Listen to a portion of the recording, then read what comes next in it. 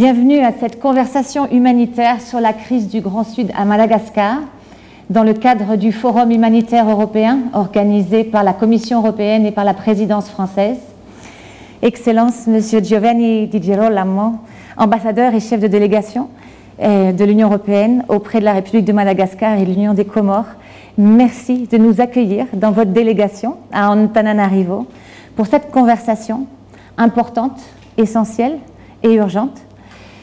Je me permets de présenter les panélistes qui vont être avec vous pour apporter différentes perspectives sur la crise que vit le sud de Madagascar et aussi les perspectives du futur, de ce que nous sommes en train de construire, de ce que vous, acteurs humanitaires et du développement, êtes en train de construire pour inspirer, pour partager l'expérience de Madagascar avec les participants du Forum humanitaire européen. Donc, Excellence, à votre droite, Monsieur Issa Sanogo, coordonnateur résident et humanitaire du système des Nations Unies à Madagascar. À votre gauche, Madame Marie-Chantal Ouani-Ligara, représentante résidente de la Banque mondiale à Madagascar. Monsieur Viu Razafin Djakoutou, responsable des programmes et partenariats de la plateforme humanitaire du secteur privé. Et Dr Jean-Claude Rakoutou-Molala, directeur de l'ONG ASSOS, Action Socio-Sanitaire, Organisation Secours de Madagascar. Bienvenue, merci d'être là. Excellence, je vous passe la parole pour nous donner un petit peu la perspective de cette conversation. Merci à tous pour être là. Effectivement, c'est très important qu'on puisse échanger vraiment dans l'esprit du Forum humanitaire européen, nos perceptions, nos visions, même nos programmes pour faire face à cette situation difficile que les populations du Sud vivent de façon récurrente et qui en effet remonte loin dans le temps, mais qu'au cours des dernières décennies semble savoir accentuer d'une façon très forte. Et on vient de vivre au cours des derniers 2-3 ans des situations vraiment très très dures dans le sud de Madagascar. Donc qui ont aussi attiré l'attention des médias internationaux. Donc l'objectif aujourd'hui, c'est un peu qu'on puisse présenter la situation au sud, parler un peu de nos approches et programmes respectifs, et aussi montrer quand même qu'il y a beaucoup de choses qui se font déjà. Ça, c'est très important. Je veux dire, autour de moi, il y a des personnes qui dirigent des organisations, des institutions internationales fortement engagées sur le terrain dans le Sud, en étroite coordination évidemment avec l'autorité malgache. Et il faut remarquer qu'aussi du côté de l'autorité malgache, il y a eu une attention croissante aux questions du Sud. Il y a eu plusieurs voyages présidentiels au Sud, avec une fréquence qui n'était pas si fréquente dans les années auparavant. Donc c'est vrai que ça montre aussi une attention accrue des autorités sur les problèmes du Sud. Et je dirais, disons, voilà, le sud de Madagascar, c'est une région très vaste. C'est une région très vaste avec voilà, une variété de paysages et des situations, disons, environnementales très différentes. Il y a des endroits où, effectivement, il y a suffisamment d'eau pour imaginer et fortifier des processus de développement qui existent déjà, et qui sont souvent aussi partie de l'attention de nos programmes. Et il y a encore des zones où, effectivement, la situation est beaucoup plus difficile. Et cette différenciation visible, quelquefois, correspond à la réalité du sous-sol et du climat, quelquefois correspond simplement à la présence ou l'absence d'investissement. Ça veut dire, dans certains des voyages que j'ai fait au sud, dont un en particulier avec Marie-Chantal, on a pu voir que dans 2 villages très proches, quelques kilomètres de distance, quelques minutes en hélicoptère, il y avait des situations de sécheresse extrême, et dans l'autre, il y avait des forages, il y avait effectivement beaucoup plus d'eau, et donc la population même était dans un état complètement différent. Dans un village, les enfants avaient des difficultés à manger parce qu'il y avait trop de soif. Dans d'autres villages, les gens étaient plutôt concernés avec des problèmes qu'on peut dire sont plutôt du développement. Dans la production, voilà, les conditions de vie, etc. Mais que l'eau était là et la nourriture en partie était là. Donc dans ce tableau très différencié, quand même, il ne faut pas oublier que dans l'ensemble, la situation est très difficile. Et donc ça a engendré des phénomènes migratoires, disons, soit des régions les plus frappées envers des régions moins frappées, soit du milieu rural au milieu urbain, et encore très important, des migrations envers les régions du nord du pays. Ces migrations, quelquefois, sont plus ou moins insérées dans la réalité locale. Dans d'autres situations, ont au contraire provoqué des tensions occasionnelles avec les populations locales. Et donc, c'est quand même un problème qu'il faut tenir en compte. Je dirais qu'il y a aussi un aspect important dans le Sud qui n'est pas seulement environnemental, il y a aussi un aspect culturel. Ce sont des populations qui sont d'origine, disons, différentes. Et qui, tout en étant tous malgaches, et Madagascar c'est un pays qui se fonde vraiment sur l'harmonie sociale entre différentes populations du pays, il y a quand même des différences culturelles importantes d'une région à l'autre. Dans certains cas, il y a un attachement à certaines pratiques agricoles héritées des ancêtres. Et donc, le respect qu'on porte aux ancêtres fait qu'il y a presque des interdictions à cultiver des choses qui n'ont pas été cultivées traditionnellement. Il y a un mot malgache, c'est le fadi, qui en fait c'est la chose qu'on ne doit pas faire.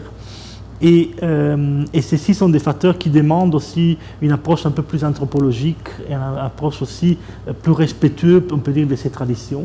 Et s'il y a des changements qui doivent être introduits, doivent être faits dans des modalités qui les rendent acceptables aux populations, afin que ces changements soient soutenables à long terme. Après, il y a des situations où effectivement il y a des problèmes d'investissement. Il y a des programmes qui pourraient augmenter la disponibilité d'eau, changer la capacité de retenir l'eau des pluies.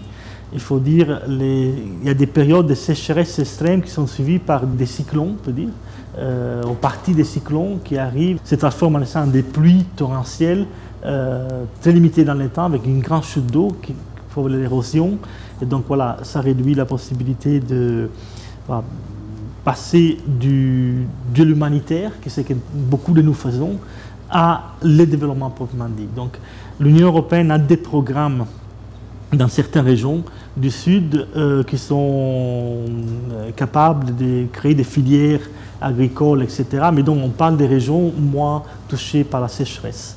Et dans d'autres régions, on doit simplement faire de l'humanitaire ou des programmes, on a fait des programmes avec les FAO, dans le cadre du système des Nations Unies, pour passer de l'humanitaire au développement. Je crois qu'autour de cette table, il y a beaucoup d'expertise. Donc je me réjouis d'être à côté aussi parmi certaines des personnes avec lesquelles on travaille ensemble depuis quelques années sous la crise du Sud. Et une chose qui est importante aussi dans Madagascar, on a quand même une coordination des bailleurs qui est importante. On travaille vraiment comme un team, on a une bonne interlocution avec les autorités. Évidemment, il y a énormément d'obstacles à faire face. Il faut aussi, quelquefois, même pour les autorités, devoir faire des arbitrages entre les nécessités d'autres régions du pays et les régions du Sud. La crise Covid n'a pas évidemment aidé, parce qu'évidemment, on crée des facteurs additionnels. Et il faut aussi dire qu'il y a eu des périodes où la sécurité s'est détériorée considérablement, avec les phénomènes de banditisme qui ont affecté en particulier l'élevage. Et donc aussi, les mix nutritionnels des populations ont été affectés par ces vols systémiques des bétails. Voilà, je dirais que comme introduction, pour donner un peu le cas du problème et le contexte dans lequel on opère, je m'arrêterai ici et je suis ravi de passer la parole à mes amis et partenaires. Merci beaucoup, Excellence, pour cette entrée en matière et qui nous amène l'ampleur de la discussion quand on parle du Sud. Vous nous parlez d'humanitaire, vous parlez de développement, vous parlez du lien entre l'humanitaire et le développement, des acteurs essentiels, les populations, le besoin de respect aussi de leur culture, de comprendre au niveau anthropologique quelles sont les dynamiques qui rentrent en jeu dans tout ce qu'on veut mettre en place. Et puis également l'interlocution avec les autorités tellement importante, la coordination avec les bailleurs et les différents thèmes, agriculture, accès à l'eau, rétention de l'eau aussi. Et donc j'ai vraiment hâte d'entendre Dr Jean-Claude Rakotomala. Vous nous parliez que l'ONG que vous représentez était déjà présente dans le Sud lors de la grande sécheresse qui était en 1990. Donc ça fait des années d'expérience dans ce grand Sud. Vous travaillez sur ce qui est la santé, la nutrition, l'alimentation. Qu'est-ce que vous pouvez nous dire de la situation de ces hommes, de ces femmes, de ces enfants dans le Grand Sud de Madagascar aujourd'hui? Merci. Voilà, merci. Oui, c'est vrai, la situation actuelle est vraiment la plus alarmante et la plus préoccupante. C'est vraiment, comparé aux grandes familles auparavant, c'est vraiment la plus dévastatrice. Et cela, en général, c'est dû à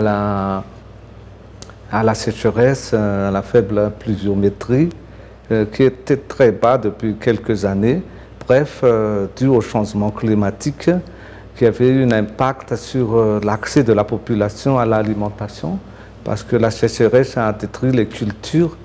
Et dans certains endroits aussi, il y a l'insécurité qui avait empêché la population donc, de bien gérer leur richesse ou même leur culture et préfèrent se déplacer dans d'autres zones. Bref, que ce soit la situation sanitaire, socio-sanitaire ou économique, donc les populations là-bas sont vraiment très alarmantes. Et malgré les efforts conjugués par l'État et les acteurs humanitaires, ça reste encore vraiment malheureuse.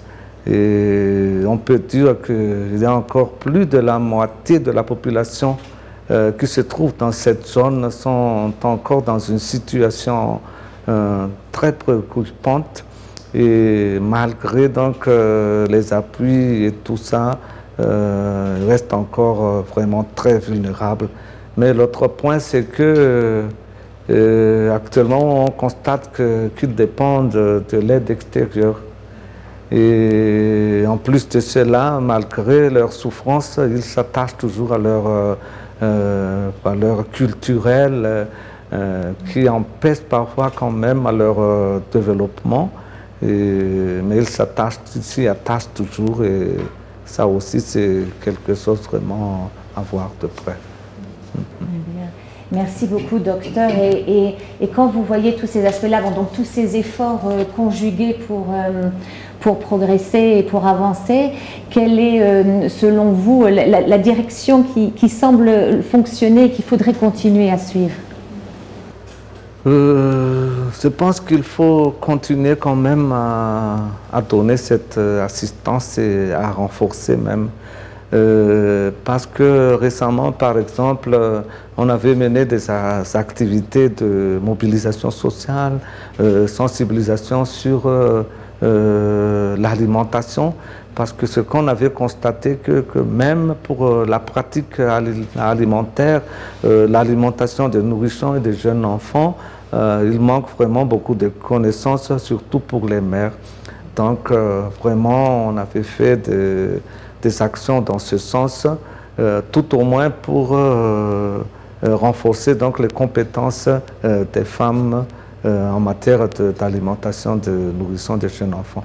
Parce que les enfants sont les plus vulnérables et il faut y agir vite et rapidement donc, pour éviter la forte malnutrition aiguë sévère ou la mortalité de ces enfants dans la région. Mais l'autre point aussi quand même qui mérite d'être vraiment adressé, c'est le fort taux de natalité dans la région. C'est le plus fort taux de natalité à Madagascar. Mais moi-même, quand j'ai travaillé là-bas dans les années 98 comme ça, à la sollicitation du centre de santé, où vraiment il n'y a pas de personnes qui viennent pour la planification familiale. On était descendu de village en village. Et quand on avait mené la discussion pour sensibiliser les gens sur la planification, les causes pour lesquelles ils ne viennent pas, donc il y a les notables des villages qui nous interpellent, qui nous disent « Docteur, si nous avons 3 enfants, si 2 meurent, il n'en reste qu'une. Si nous avons 10 enfants, si 3 ou 4 meurent, nous en avons encore 6. » Donc ça, c'est vraiment quelque chose parce que le taux de mortalité dans cette zone ici est le plus élevé dans notre pays. Donc si nous voulons vraiment adresser cette forte démographie dans cette zone, il faut vraiment chercher à adresser aussi le taux de mortalité encore forte dans cette région. Donc, c'est un peu cyclique, mais c'est vraiment très important. Parce que culturellement, pour eux aussi, les enfants c'est leur richesse. Ils ne les envoient pas à l'école pour la plupart, mais ils préfèrent donc, ils ont besoin d'eux pour, ne serait-ce que pour la garde des gébus ou pour la garde des villages, comme les forces. Donc ça aussi, c'est un des facteurs, alors que la forte natalité, ça engendre aussi cette problème de famine, de problème social dans la région. Merci. Si je peux me permettre, parce que c'est tellement intéressant cet aspect que vous mentionnez aussi, Monsieur l'ambassadeur, au début, tous ces aspects culturels qu'on veut respecter, mais effectivement, comme vous l'avez mentionné, docteur, il arrive un moment, ça peut être des obstacles au développement. Donc, comment on travaille, par exemple, ces dimensions culturelles par rapport à la natalité, par rapport à l'attachement à la terre, comment on peut avancer tout en respectant, bien sûr, la culture, et qui est tellement importante aussi dans ces moments de crise, hein, parce que c'est un peu le ciment aussi de la résilience. Donc comment on respecte cette culture et en même temps on avance, on permet à la culture d'avancer aussi avec les besoins des personnes. Ah oui, donc ce qu'on avait déjà commencé à faire, c'est vraiment de faire des dialogues communautaires au niveau des villages même, village en village, dialogue communautaire pour discuter avec eux vraiment le fond du problème et que c'est eux-mêmes qui donnent les solutions pour résoudre les problèmes. Et donc on avait commencé à faire ça avec l'appui de l'UNICEF au niveau des milliers de villages, de plusieurs districts. Et en même temps aussi, comme c'est question de culture, on avait essayé d'utiliser les troupes folkloriques locales de chaque commune d'intervention. On avait identifié un groupe folklorique, on les avait formés en théâtre pour le changement de comportement et donné les messages à transmettre à la population. Et ils ont par la suite été envoyés pour aller de village en village pour vraiment sensibiliser et discuter avec la population même. Donc c'est vraiment une approche qu'on avait constaté que ça avait quand même apporté une lueur de lumière. Merci beaucoup, Dr Jean-Claude Rakotomala, pour nous apporter cette lumière et on en a besoin pour avancer. Je vais passer la parole sur ce à M. Issa Sanogo, coordinateur résident et coordinateur humanitaire du système des Nations Unies. Monsieur Sanogo, ça fait plus d'1 an que vous êtes coordinateur résident pour le système des Nations Unies ici, un peu plus de 6 mois, près de 6 mois, je crois, coordinateur humanitaire. Alors, pouvez-vous nous partager votre perspective depuis ce rôle-là de la crise dans le Grand Sud, la réponse humanitaire d'urgence, et nous présenter quels sont pour vous les défis? Comment on passe de subir la sécheresse à vraiment construire la résilience des populations, des institutions dans ce Grand Sud? Merci. Question difficile. J'aurais commencé par dire que j'aurais préféré garder mon, comment on appelle ça, ma casquette de coordonnateur résident qui s'occupe plutôt du développement, des programmes de développement, plutôt que de porter la casquette de coordonnateur humanitaire. Mais avant de répondre à votre question, je voudrais aussi remercier les organisateurs de ce forum d'avoir abordé un sujet qui, comme vous le constatez, nous tient tous à cœur, c'est-à-dire le Sud. Il me serait difficile en fait de suivre les pas des deux précédents panélistes, mais permettez que je résume en 2 mots ma compréhension de la situation du Sud. Au jour d'aujourd'hui, si on me pose la question, je dirais que la situation du Sud est certes une situation humanitaire, mais en fait, c'est une situation humanitaire qui est en partie due à une crise de développement, comme on vient de l'entendre, qui elle-même a été exacerbée par, bien entendu, la Covid, mais également le changement climatique. Ce qui se passe, comme Monsieur l'ambassadeur vient de le dire, on regarde cette situation sur le sens de dire que c'est la zone la plus pauvre du pays, il faut le reconnaître, c'est aussi la zone la moins développée en termes d'infrastructures. On se rend bien compte quand on va sur le terrain qu'il y a un manque visible de routes, d'infrastructures routières, d'infrastructures scolaires, d'infrastructures sanitaires, d'accès à l'eau, sous toutes ses formes. Et tout ça fait que c'est une zone qui, en fait, malgré sa proximité avec des zones qui sont, par exemple, des baskets agricoles, telles que dans le Vato-Vavi ou Fianarantsoa, par exemple, la zone ne réussit pas à tirer le meilleur de ces atouts-là, ni le meilleur de toute la zone côtière, qui également est un atout.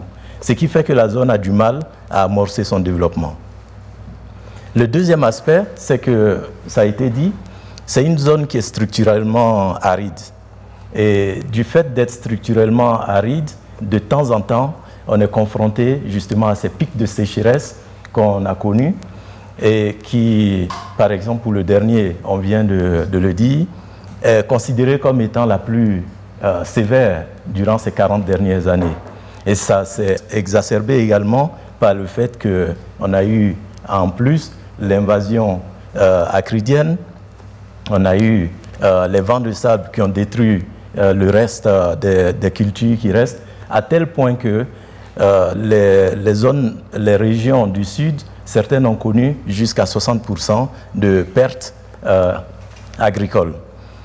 Voilà un peu le défi pour planter le décor auquel nous sommes confrontés.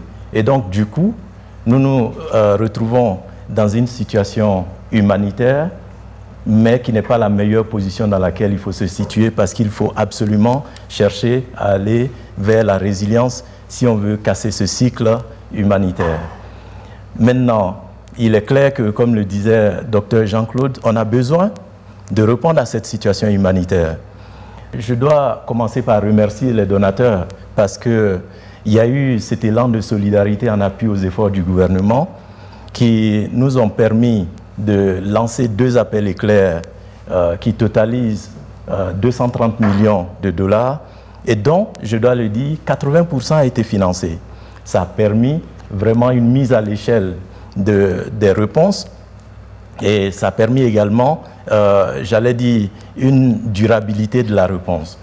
Ce qu'on observe aujourd'hui, c'est qu'on n'est pas sorti de la crise, comme vous l'avez si bien dit, mais on a vu quand même des résultats qui sont encourageants, en ce sens que les dernières estimations de la fin de l'année nous disent que le niveau, par exemple, de personnes en situation de presque famine a disparu.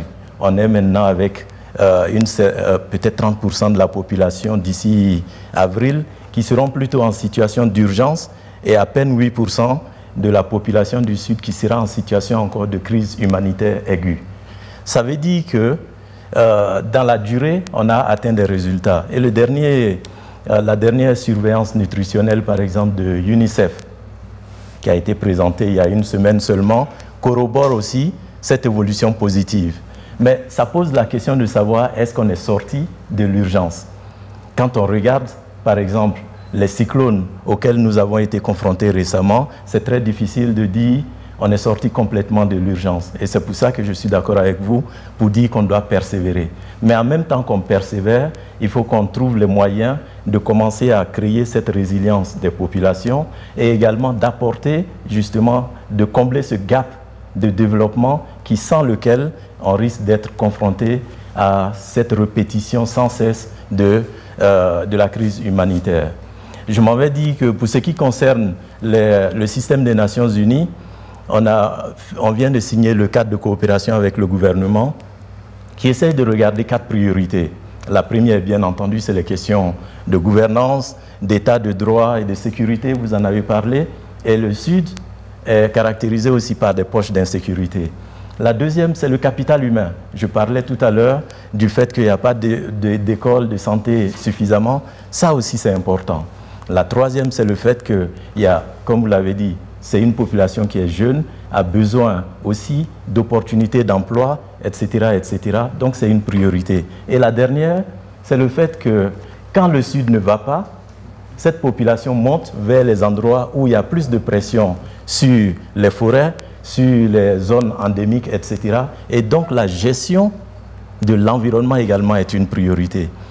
Tous ces 4 priorités stratégiques sont valables pour le Sud.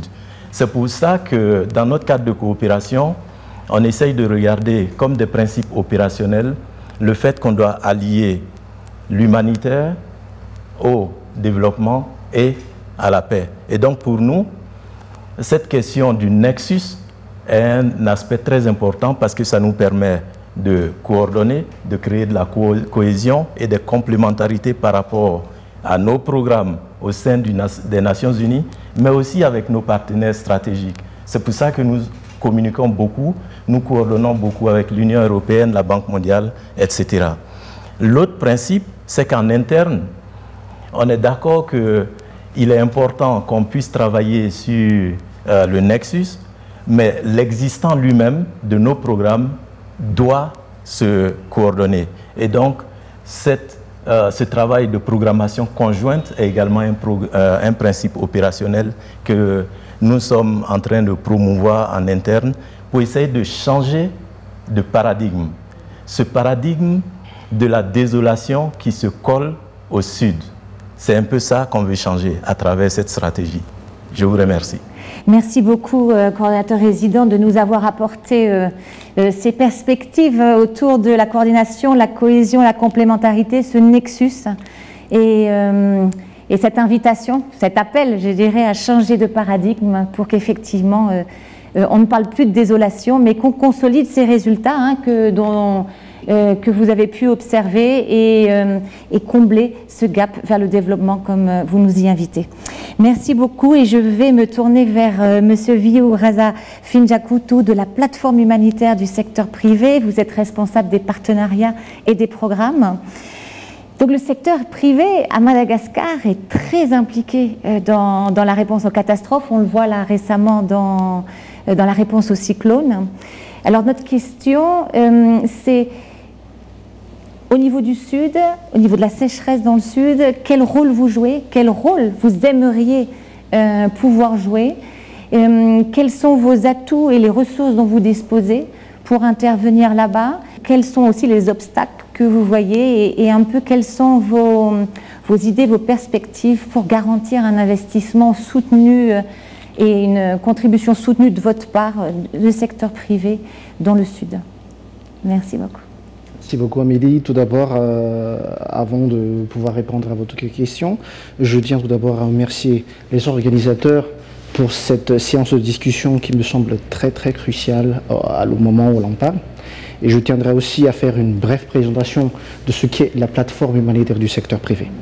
Normalement, c'est donc une initiative entre plusieurs entreprises ici à Madagascar. C'est la première initiative dans le cadre humanitaire qui va essayer de regrouper les engagements du secteur privé quand il y a des catastrophes qui peuvent sévir ici à Madagascar. Donc notre rôle se base essentiellement dans tout ce qui est fédération de ces engagements issus du secteur privé quand il y a des catastrophes, mais aussi un rôle de coordination pour avoir une réponse au niveau du secteur privé plus efficace et en complémentarité avec les acteurs humanitaires traditionnels, à savoir le gouvernement, mais il y a aussi le système des Nations Unies, mais aussi les ONG internationales. Donc on va essayer d'entrer dans le cadre où le secteur privé n'est pas vraiment expert en la matière, mais quand même grâce à l'appui que peuvent avoir la PSHP, donc ils auront un peu plus de paramètres ou d'indicateurs leur aidant à accomplir ou à réaliser des activités quand il y a des cyclones, comme les 2 cyclones qui se sont passés récemment, comme Batira et Nadi d'abord. Et quand il y a aussi d'autres catastrophes comme les épidémies, les incendies, mais aussi la sécheresse dans le grand sud de Madagascar. Donc la PSHP va essayer de coordonner tout ça pour pouvoir avoir une réponse plus efficace et plus à peu près de la population qui sont impactées par les genres de catastrophes. Nous, au sein de la PSHP, on regroupe environ une 50aine d'entreprises, allant des toutes petites entreprises, petites et moyennes entreprises, mais aussi les grandes entreprises multinationales. Donc, grâce à des activités un peu plus coordonnées, on aura un peu plus d'impact sur les populations sinistrées, les victimes des catastrophes. Si je peux rebondir à la situation dans le sud de Madagascar, c'est que la PSHP en ce moment possède des capacités, je dirais, multisectorielles, que ce soit des capacités en matière de mobilisation des ressources logistiques, des capacités en matière de santé, des capacités en matière de sécurité alimentaire ou de nutrition. On pourrait toujours demander aux membres de l'entreprise qui pourraient s'engager pour pouvoir aider à la population affectée. Nous pouvons aussi capitaliser les données et les informations à travers nos partenaires, que ce soit des partenaires étatiques, des partenaires au niveau des ONG, pour pouvoir faciliter la prise de décision des entreprises membres de cette plateforme. Et comme je l'ai dit tout à l'heure, ces capacités, ces ressources dont on peut mobiliser, donc, il se peut qu'il y ait des ressources appartenant même au cœur de métier des entreprises. Comme je prends par exemple l'entreprise Telma, par exemple, ou l'entreprise Viamo, qui peuvent mobiliser leurs ressources quand il y a des catastrophes qui peuvent sévir grâce à l'intervention des divisions cellulaires, grâce à l'intervention de tout ce qui est appel d'urgence quand il y a des catastrophes. Et dans le sud de Madagascar, on est aussi présent, très présent, grâce à nos partenaires. Il y a des partenaires, des ONG venant de Suisse ou des ONG françaises, qui travaillent en étroite collaboration avec nous dans des projets d'induction d'eau potable. Donc il y a des entreprises qui souhaiteraient participer dans des projets pérennes comme les inductions d'eau potable. Il y a aussi des projets d'urgence comme les soutiens nutritionnels. Donc on va essayer de coordonner tout ça, de bien gérer efficacement et en étroite collaboration avec les partenaires pour que ça puisse avoir vraiment un impact positif pour la population dans le sud de Madagascar. À part ça, dans le sud, quand il y a aussi des demandes vraiment spontanées, des demandes ponctuelles venant de ces partenaires, on se mobilise très rapidement pour pouvoir mettre en place des activités en adéquation avec la politique de l'État concernant la gestion des urgences dans le sud de Madagascar. En matière de défis, généralement, moi je pense que les premiers défis concernant la mise en place d'une activité construite ou pérenne, nécessitant l'investissement du secteur privé.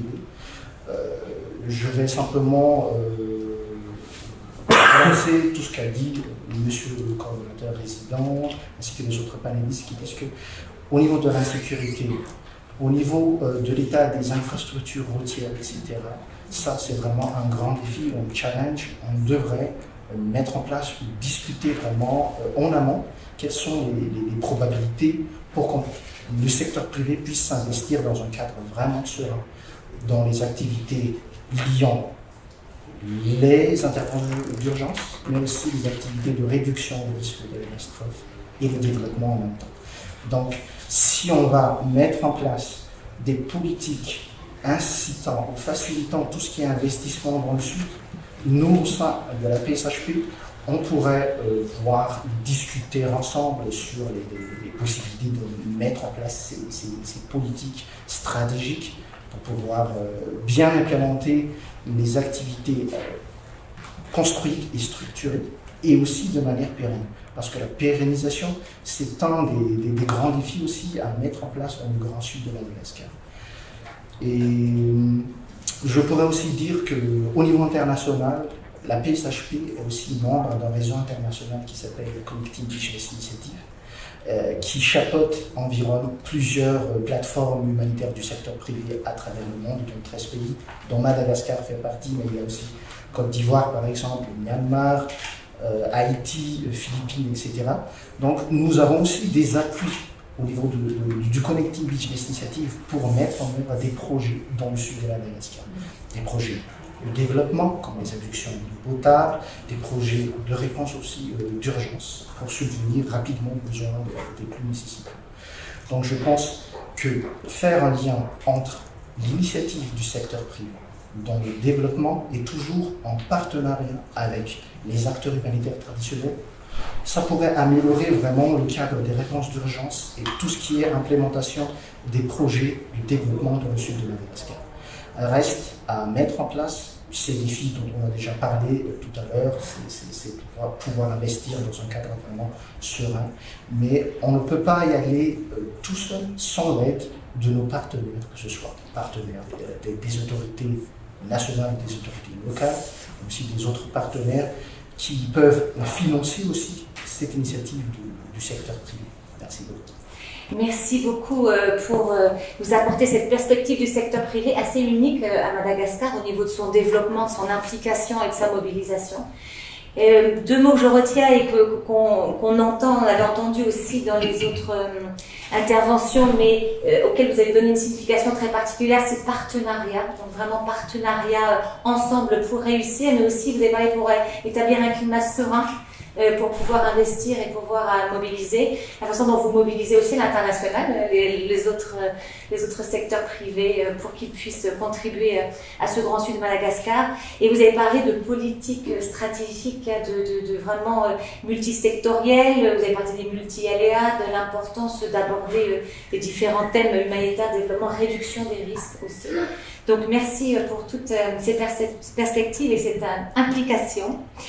Je vais passer maintenant à Madame la représentante résidente de la Banque mondiale à Madagascar, Madame Marie-Chantal Ouaneri-Guirin. La Banque mondiale est très impliquée dans le sud de Madagascar avec récemment une augmentation du budget de ce projet phare Myonjo à 200 millions de dollars.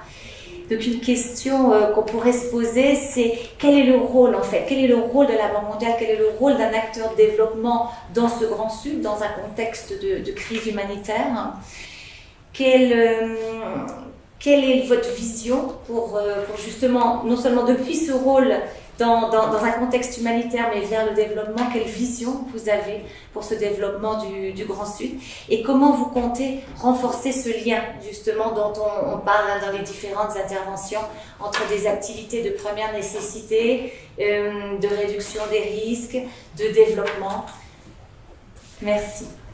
Tout d'abord, merci beaucoup et je remercie aux organisateurs d'avoir fait cette discussion. C'est un bon changement de voir le Sud, non pas dans les newsletters ou sur les TV, mais aujourd'hui autour d'une table des gens qui veulent faire un changement de paradigme au Sud. Comme j'ai eu vraiment l'attention de tous mes collègues qui ont parlé avec moi. Donc je pense bravo à l'Union européenne et à la présidence française de pouvoir nous permettre de mettre le Sud sur le map, mais d'une autre image que la plupart des gens qui nous écoutent aujourd'hui ont peut-être l'image du Sud. Évidemment, la Banque mondiale n'est pas une institution humanitaire. Évidemment, pour nous, comme mes collègues l'ont déjà bien dit, il y a une crise de développement dans le Sud. Je commencerai par vous donner une petite histoire. Quand je suis arrivée ici à Madagascar, la première visite que j'ai faite, c'était sur le Sud. Et j'y allais parce qu'on avait un programme de protection sociale. Quand on parle de protection sociale, les gens pensent que c'est le transfert monétaire, mais c'est plus que ça. C'est plutôt toute la partie du capital humain. Et ce qu'on avait fait avec ce programme qu'on avait commencé en 2006, à la suite de la sécheresse qu'il y avait eu, c'était vraiment d'introduire un concept de protection sociale comme on le fait dans tous les pays du monde, où tu as une partie d'urgence, mais tu as une partie aussi de développement, où tu peux donner les incitations aux mères de pouvoir amener les enfants à l'école, de pouvoir aller au centre de nutrition. Et l'étude d'impact qu'on avait fait était tellement incroyable. Les résultats qu'on avait eus en termes de comment est-ce que ces variables changeaient. C'est pour ça que je suis partie au Sud, la première fois que j'ai mis les pieds ici à Madagascar. Et ce que j'ai vu, et ça reporte un peu ce que mes collègues ont eu à dire, j'ai vu ces femmes, et je peux te dire que ces images resteront avec moi toute ma vie. Ces femmes qu'on appelle les femmes leaders, qui ont pris le défi de faire du porte-à-porte, comme disait Dr Jean-Claude, pour aller sensibiliser les communautés à faire un changement. C'est sur ça que je me suis dit, certainement une institution qui est comme la Banque mondiale, qui cherche à promouvoir le développement. Évidemment, nos deux objectifs comme institution, c'est la réduction de la pauvreté et la prospérité. Et donc, dans ce sens-là, pour moi, c'était une interpellation que nous avions une place dans ce contexte qui était dirigé par le contexte humanitaire. Le deuxième élément, c'est que quand on a fait une analyse, nous faisons ce qu'on appelle les analyses de risque. Quand on va dans des situations où tu es entre la partie humanitaire et développement, et une des chiffres, j'en avais parlé un peu à mon collègue Issa, qui m'avait frappé, c'est qu'entre 2012 jusqu'en 2019, nous, tous partenaires, on avait investi presque 1,9 milliard de dollars dans le Sud. Et donc, pour moi, je me suis dit, la question n'est pas l'argent. La question est de comment changer ce paradigme, comment orienter cet argent pour que ce soit durable, n'est-ce pas? Et le troisième élément qui m'avait vraiment frappé, c'est que les gens commençaient à programmer comment répondre à la famine. Quand les gens arrivent à programmer comment répondre à la famine, ça veut dire que tu peux programmer comment prévenir la famine. Donc, sur ces éléments-là, c'est pour ça que la banque est rentrée en partenariat avec mes collègues autour de la table, avec un paradigme de changement simple. Vous et nous, on est là, ici, parce qu'on a mangé, n'est-ce pas? Parce qu'on a de l'eau devant nous. Alors, au Sud, il faut commencer par ces besoins élémentaires, qui est vraiment les besoins du contexte des droits de l'homme, j'oserais dire. Et donc, pour nous, avec le projet Muyinjo, c'est ça qu'on essaie de faire. La question de sécurité alimentaire, la question d'accès à l'eau.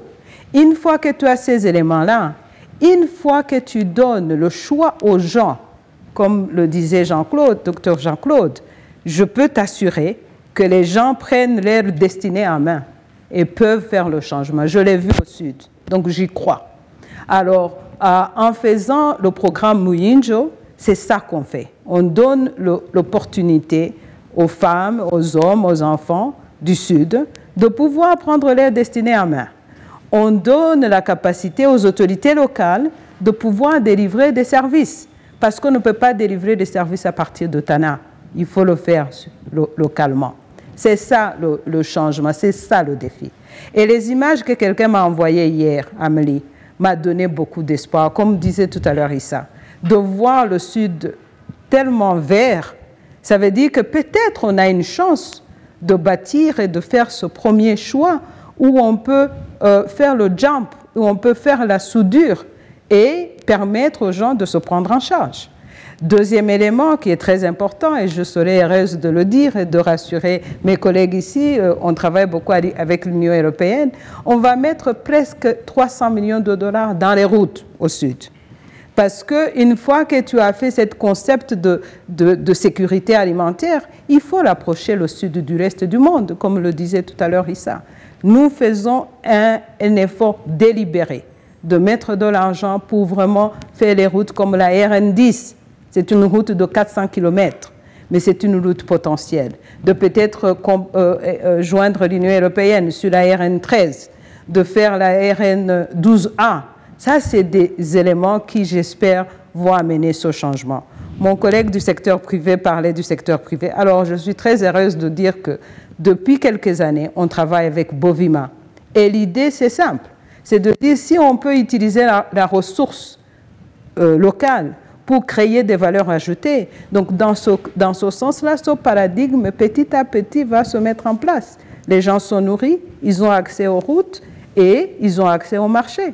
C'est comme ça que le développement va arriver. Et donc, nous, on y croit. On n'y croit pas comme tout seul, on y croit comme un consortium de partenaires entre nos collègues de l'Union européenne, entre nos collègues des Nations Unies, et je me réjouis beaucoup du secteur privé et de nos collègues de la société civile, parce que nous aurons besoin du secteur privé pour faire ces routes, parce que nous avons besoin du secteur privé pour faire de l'eau et tous ces programmes. Donc, en soi, voilà comment une institution comme la nôtre, qui croit au nexus de développement de humanitaire, résilience et développement. Madagascar n'est pas le premier pays dans lequel on le fait et j'y crois. J'ose espérer qu'avant que je ne quitte ce pays, je verrai un changement de tournure dans le Sud. Je verrai ces femmes leaders commencer à donner les leçons à d'autres pays où les gens subissent les mêmes difficultés. Je vous remercie. Merci beaucoup, Madame la représentante de la Banque mondiale, pour cette foi de consortium et pour tout cet espoir que vous nous partagez. Et on avait dans nos têtes, dans ces images de femmes leaders faisant du porte-à-porte et que vous pensez peuvent même inspirer au-delà de nos frontières. C'est aussi l'idée de cette conversation humanitaire ici et de parler de Madagascar. C'est que depuis Madagascar, avec vos interventions, avec vos réussites, avec vos perspectives et vos ambitions pour ce sud de Madagascar, qu'on puisse inspirer aussi d'autres pays, de la région et au-delà de notre région. Et aussi inviter à ceux qui nous écoutent lors de ce forum humanitaire européen à vous contacter, à contacter Madagascar pour échanger des pratiques et continuons ce dialogue humanitaire au-delà de Madagascar, au-delà de cet échange. Merci pour toutes ces pistes, toutes ces inspirations et surtout toutes ces analyses quand même très profondes que vous nous avez partagées, qui nous permettent de changer aussi la perspective, notre paradigme aussi de quoi faire quand on est dans la situation. Vous nous avez donné beaucoup de directions basées sur des résultats déjà que vous avez à prendre. Je pense aussi un gros changement de perspective, c'est qu'effectivement c'est une crise de développement. En grande partie avec effectivement des retombées humanitaires, des impacts humanitaires qu'il faut adresser pour qu'on puisse donner, comme vous l'avez dit, Madame la représentante, l'opportunité aux gens de prendre leur destinée en main.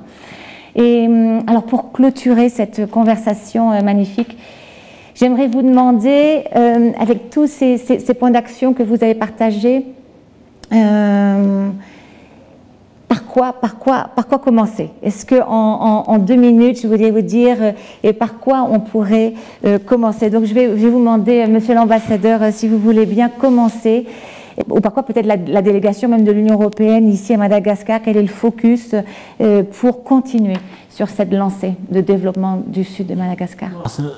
En tout, je veux dire, c'est une crise de développement, mais dans certains moments, l'humanitaire était essentiel pour assurer la survivance des populations. Donc, c'est effectivement là, on a besoin de différents instruments. Dans les moments de crise aiguë, effectivement, dans certaines régions, on a besoin de l'humanitaire. En général, mais à long terme, on a besoin de développement. C'est ce que nous essayons de faire, nous tous. Bon, ma collègue de la Banque mondiale a mentionné les routes. Effectivement, on espère cette année, enfin, de lancer les travaux.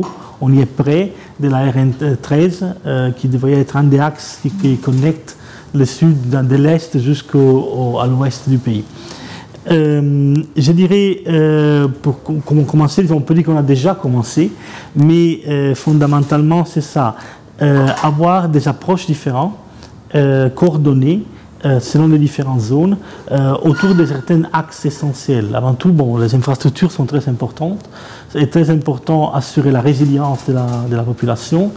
Il faut quand même comprendre que quand on passe de l'humanitaire au développement, on peut aussi passer d'un concept de bénéficiaire, la personne qui doit être aidée, à un concept d'acteur.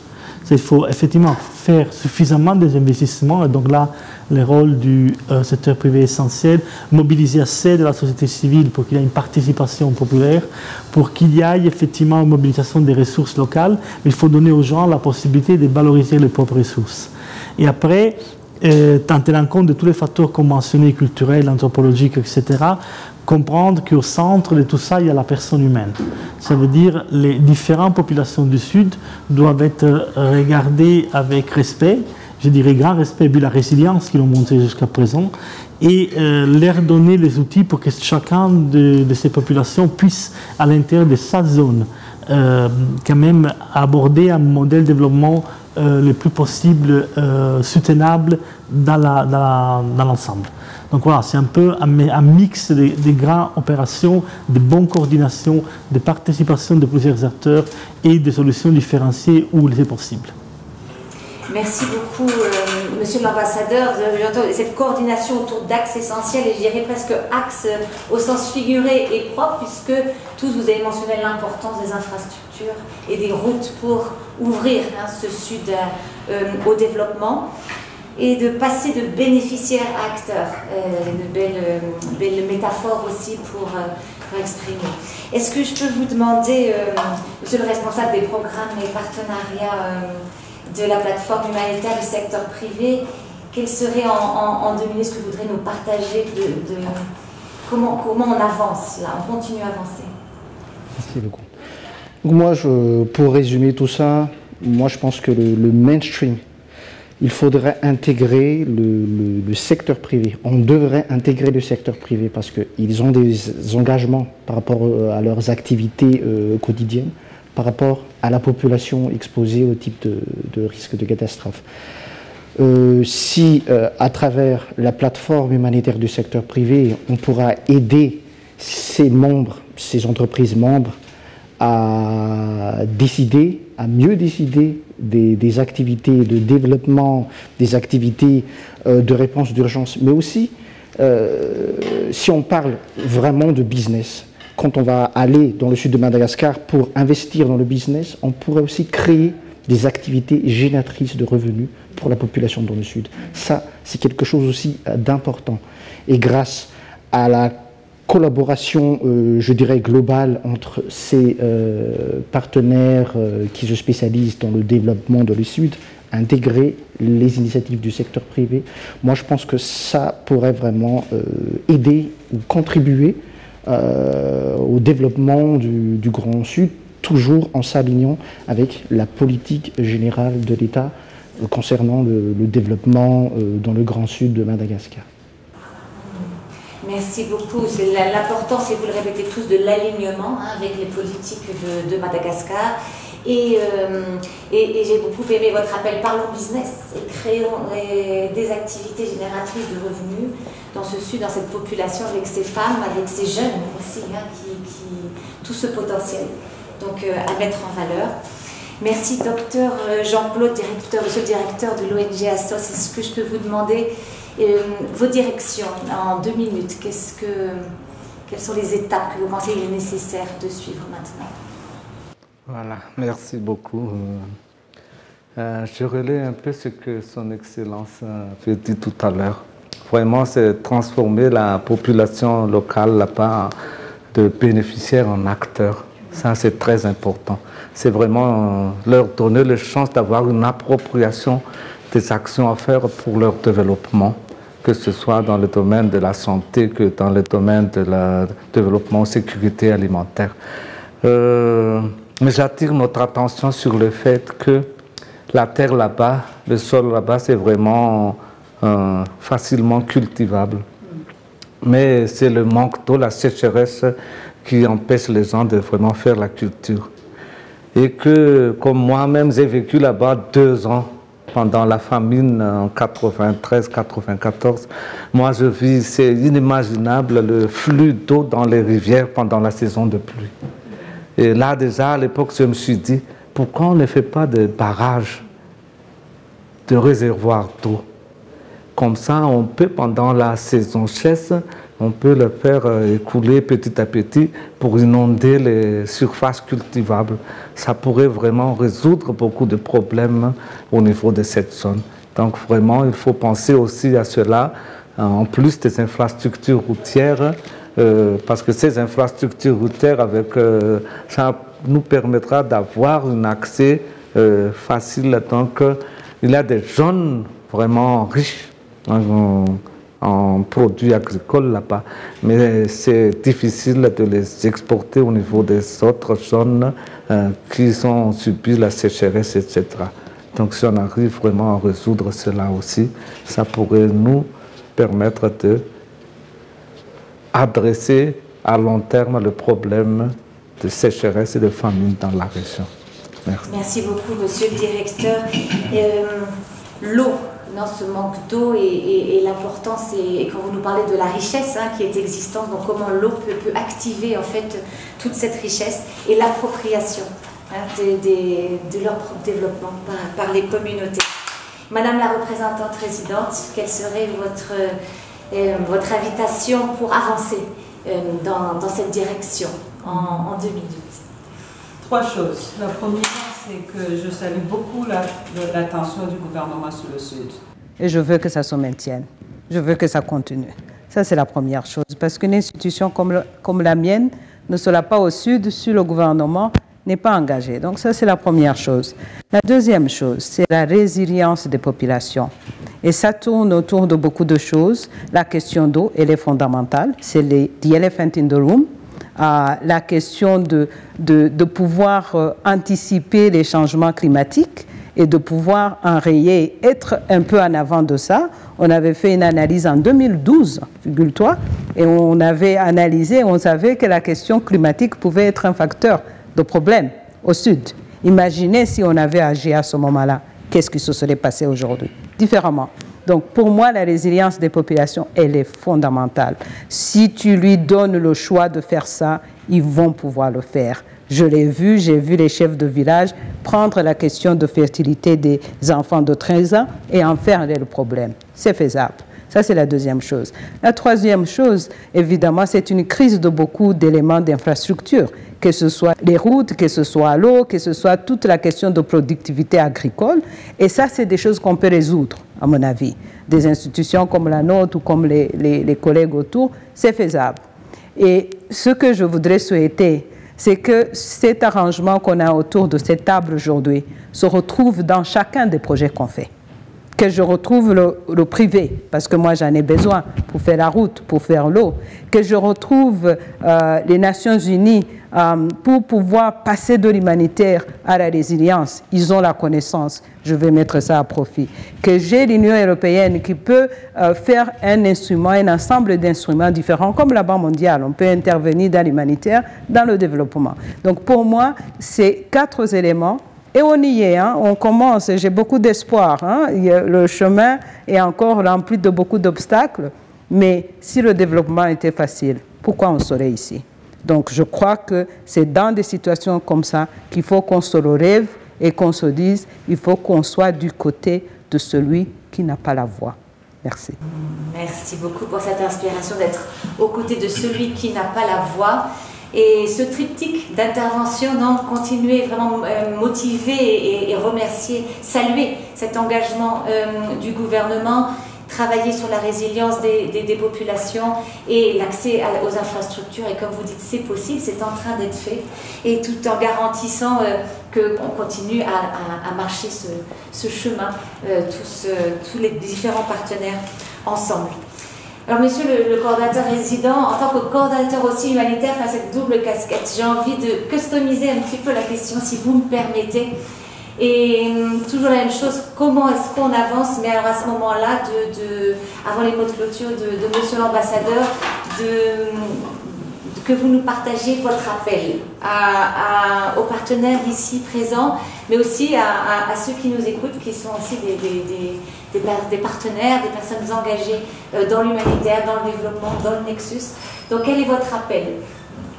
Merci beaucoup Amélie. Je pense que mon appel va peut-être s'organiser autour de 2 choses. La première, et c'est ce qui nous réunit ici aujourd'hui, c'est de dire que je voudrais déjà remercier les organisateurs une fois de plus pour que Madagascar reste sur la carte. Nous sommes face à beaucoup d'autres défis. On voit par exemple la crise entre l'Ukraine et la Russie, dont les répercussions au niveau mondial nous touchent tous. Donc, si on ne garde pas certains pays sur la liste, on risque de les oublier. Et hier, quand j'ai rencontré son Excellence Madame Cindy McCain, qui est en fait l'ambassadrice auprès des agences en charge de l'alimentation à Rome, je lui ai demandé comme ça, qu'est-ce que vous repartez d'ici quand vous avez visité le Sud? Elle m'a dit 2 choses, et vous l'avez tous dit, l'eau. Elle a vu, elle a senti la centralité de la question de l'eau. Ensuite, les infrastructures. Elle a vu la centralité de ça. Mais elle a dit, mon rôle étant de garder Madagascar sur le radar, je ferai ce plaidoyer pour que les autres n'oublient pas Madagascar. Ça, c'est la première des choses. La deuxième des choses, je crois que mon appel le plus pressant, avec le message de positivité dont vous avez parlé, on a vu que ça marche quand on se met ensemble. En 6 mois, on a vu qu'on a empêché, avec les efforts du gouvernement, les efforts des partenaires, qu'ils soient humanitaires ou de développement, on a arrêté, un tant soit peu, la crise humanitaire. Du moins, on l'a aménusée. Mais la crise n'est pas finie. La seule chose que nous devons faire, ça a été dit une fois de plus, c'est un appel pressant à ce qu'on puisse travailler ensemble. L'image de cette salle est déjà un élément pour dire que si on travaille ensemble, on peut y arriver pour changer justement cette dynamique de la fatalité qui n'en est pas une parce qu'on peut y arriver. Travailler ensemble, c'est ce que disait Dr Jean-Claude, il faut aussi qu'on travaille avec les communautés. Pour les questions culturelles, je prends un exemple. La question du planning familial. Ce n'est pas une obligation, mais quand, avec la société civile, on réussit à bien sensibiliser, les gens adoptent le planning familial. C'est très important. Travailler ensemble, c'est aussi entre nos techniciens de travailler, qu'ils soient de l'humanitaire, qu'ils soient du développement ou pas, qu'on puisse travailler ensemble pour comprendre comment est-ce qu'on peut faire des programmes conjoints ensemble. Et pour terminer, travailler ensemble, c'est aussi de regarder les aspects qui empêchent de faire le lien entre l'humanitaire et le développement. On a vu les cyclones. J'étais sur le terrain du côté de Madagascar. On a observé que, j'étais avec Marie-Chantal et des partenaires, que ce qui se passe, il y a beaucoup d'activités qui se sont passées, mais malheureusement, avec le cyclone, ces activités ont été décoiffées. On doit apprendre du fait que les crises vont continuer, vont aller de façon plus fréquente et de façon plus intense, qu'elles soient de la sécheresse ou les cyclones. Donc on doit, comme le disait mon collègue, mainstream la question de gestion des risques de catastrophe, les questions de nexus dans tous nos programmes, qu'ils soient humanitaires ou de développement. Et je vais m'arrêter là. Merci beaucoup, Monsieur le coordinateur résident, pour cette invitation et cet appel à continuer à travailler ensemble parce que ça marche. Et c'est vous qui le dites, c'est vous qui l'avez vu sur le terrain, qui l'avez expérimenté. Donc continuons à travailler ensemble et en intégrant la réduction des risques, en intégrant cette dimension d'appropriation des communautés, de les transformer de bénéficiaires en acteurs et de travailler surtout avec eux. Merci beaucoup à tous et à toutes pour cette conversation tellement riche.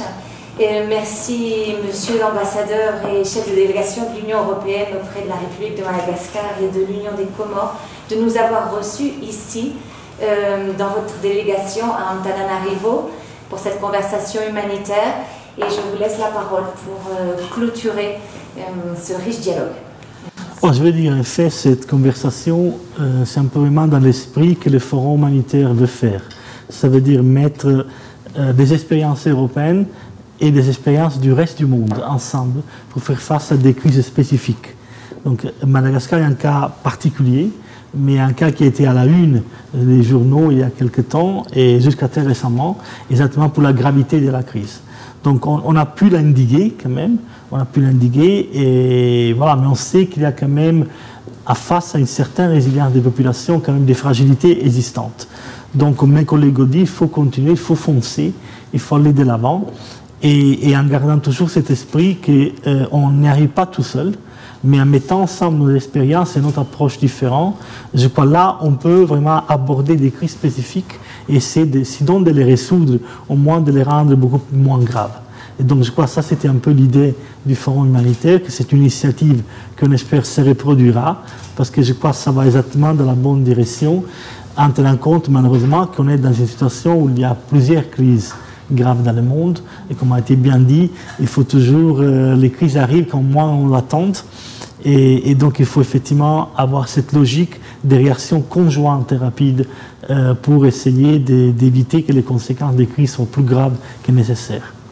Donc un message d'espoir et envie de continuer à travailler ensemble et un peu de satisfaction quand même, que je dois dire qu'un peu tous on a réussi à réagir dans une crise vraiment grave et on a pu quand même éviter le pire.